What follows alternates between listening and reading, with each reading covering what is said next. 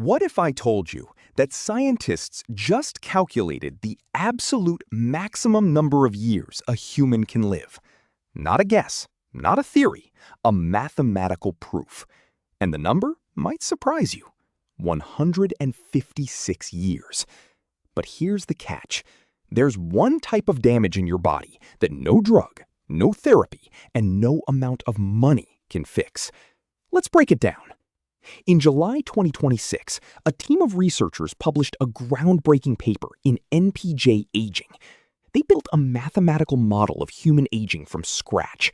They started with a hypothetical non-aging human, someone whose mortality risk never increases with age. That person would live, on average, 1,759 years. Then they added back one aging mechanism at a time to see which one was the most destructive. When they added somatic mutations alone, lifespan collapsed from 1,759 years down to just 156. One mechanism. That's all it took. So what are somatic mutations? Every time one of your cells divides, it has to copy 3 billion letters of DNA. And every time, it makes tiny mistakes. These are called somatic mutations, DNA copying errors in your non-reproductive cells. Most of them are harmless, but some aren't. They're different from inherited mutations because they happen after you're born. They cannot be passed to your children.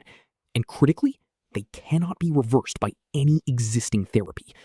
They accumulate slowly, but relentlessly, over your entire lifetime. Here's where it gets really interesting. Not all organs are equal when it comes to this damage. Your liver regenerates constantly. It can dilute mutations over thousands of cell divisions. But your brain neurons, they never divide after formation. Your heart cardiomyocytes, same thing. They never divide. These cells accumulate damage with absolutely no escape mechanism. This is why dementia and heart failure dominate late-life disease.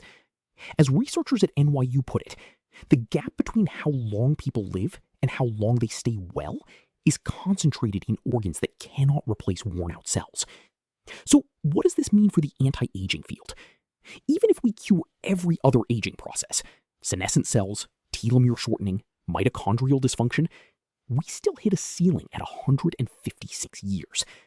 Rapamycin, senolytics, NAD boosters, none of them address somatic mutations. This is what scientists call the highest hanging fruit in geroscience. There's no single druggable pathway that fixes it. The future might involve gene editing or enhanced DNA repair mechanisms. But right now, we don't have a solution. What this study does give us is a ranking system, a hierarchy of which aging mechanisms matter most. But here's the good news. There are things you can do today to protect your non-renewing cells. First, reduce oxidative stress through regular exercise and an antioxidant-rich diet. Second, avoid DNA-damaging exposures. UV radiation, air pollution, and smoking are the big ones. Third, sleep 7 to 9 hours every night because DNA repair happens primarily during deep sleep.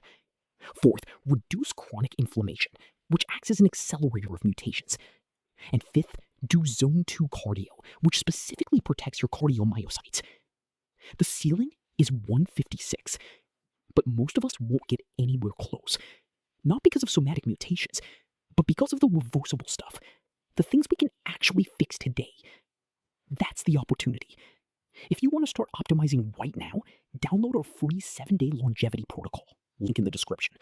Subscribe for weekly deep dives into the science of living longer and better. I'll see you in the next one.